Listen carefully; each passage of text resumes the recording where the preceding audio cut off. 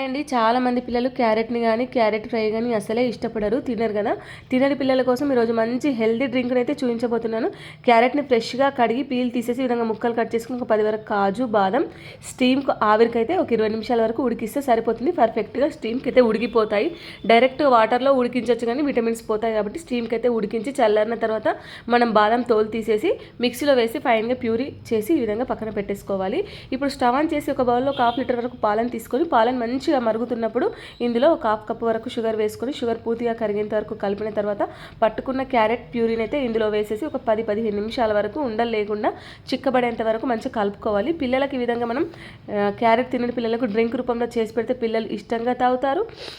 హెల్త్కి కూడా చాలా మంచిది, కంటికి కూడా చాలా మంచిది. ఆల్రెడీ సమ్మర్ మొదలైపోయింది కదా, ఈ డ్రింక్ అప్పుడప్పుడు చేసుకొని ఫ్రిడ్జ్లో చల్లగా తాగాలనిపిస్తే ఫ్రిడ్జ్లో పెట్టుకుని కూడా తాగొచ్చు. చాలా బాగుంటుంది. అచ్చం బాదం మిల్క్ టేస్ట్ లాగా ఉంది. మీరు తప్పకుండా ట్రై చేయండి. Please subscribe.